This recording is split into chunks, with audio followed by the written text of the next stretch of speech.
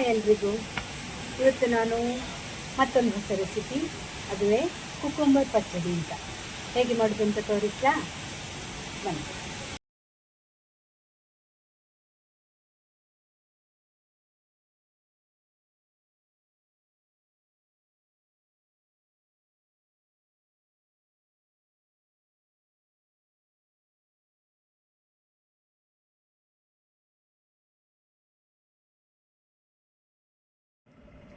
ಈಗ ಸಣ್ಣದಾಗಿ ಇದನ್ನು ಕೊಚ್ತಾ ಇದ್ದೇನೆ.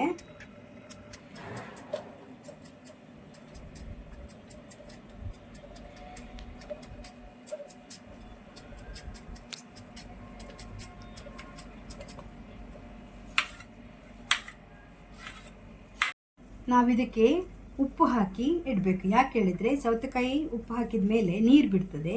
ಆ ನೀರನ್ನು ನಾವು ಬಸಿದು ತೆಗಿಬೇಕು, ಅದಕ್ಕೋಸ್ಕರ ಉಪ್ಪು ಹಾಕಿ ಇಡೋದು. ಹಾಗೆ ನಾನು ಮಸಾಲ ರುಬ್ಲಿಕ್ಕೀಗ ರೆಡಿಯಾಗಿದ್ದೇನೆ. ಮೊದಲಿಗೆ ಮೆಣಸು ಮತ್ತು ತೆಂಗಿನಕಾಯಿ ಮಾತ್ರ ಅರಿಬೇಕು. ಇದು ತುಂಬ ನುಣ್ಣಗೆ ಆದ ಮೇಲೆ ಕೊನೆಗೆ ನಾವು ಸಾಸಿವೆ ಹಾಕಿ ಒಂದೆರಡು ಸುತ್ತು ತಿರುಗಿಸಿದರೆ ಆಯಿತು.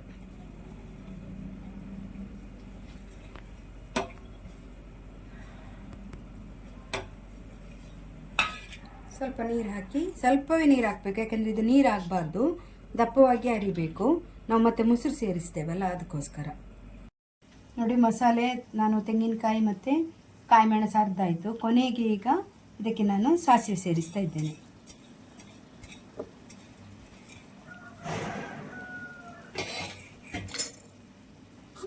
ಈಗ ಒಂದು ಸುತ್ತು ಇದನ್ನು ಅರಿಬೇಕು. ನಾನು ಮುಳ್ಳು ಸೌತೆಗೆ ಆಗಲೇ ಉಪ್ಪು ಹಾಕಿಟ್ಟಿದ್ದೆ ಅಲ್ಲ, ನೀರು ಬಿಡಲಿಕ್ಕೋಸ್ಕರ. ಅದೀಗ ನೀರು ಬಿಟ್ಟಿದೆ. ಆ ನೀರನ್ನು ಈಗ ನಾನು ತೆಗಿತಾ ಇದ್ದೇನೆ.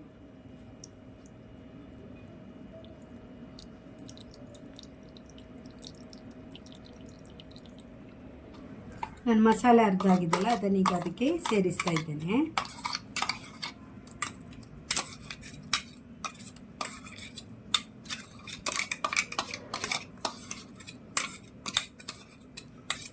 ಅದನ್ನೀಗ ಮಿಕ್ಸ್ ಮಾಡಬೇಕು.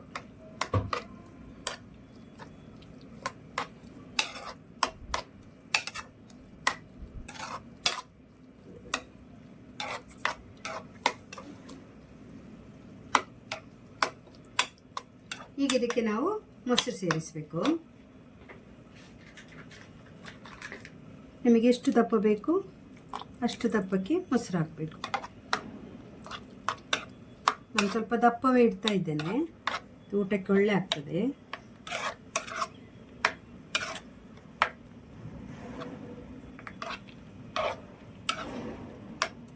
ಇನ್ನು ಇದಕ್ಕೊಂದು ಒಗ್ಗರಣೆ ಕೊಟ್ಟರೆ ನಮ್ಮ ಮುಳ್ಳು ಸೌತೆಕಾಯಿ ಪಚ್ಚಡಿ ರೆಡಿ. ಎಣ್ಣೆ ಹಾಕ್ತಾ ಇದ್ದೇನೆ ಈಗ ನಾವು ಒಗ್ಗರಣೆ ಕೊಡಲಿಕ್ಕೆ.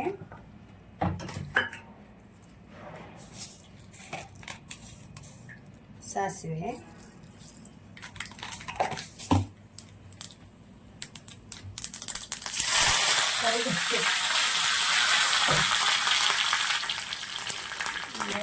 ಕರಿಬೇವು ಸೊಪ್ಪು,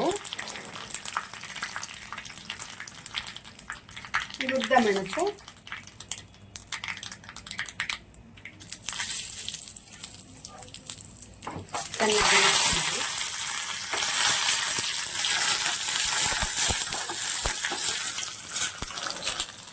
ಇದಕ್ಕೆ ಸೇರಿಸ್ತಾ ಇದ್ದೀನಿ.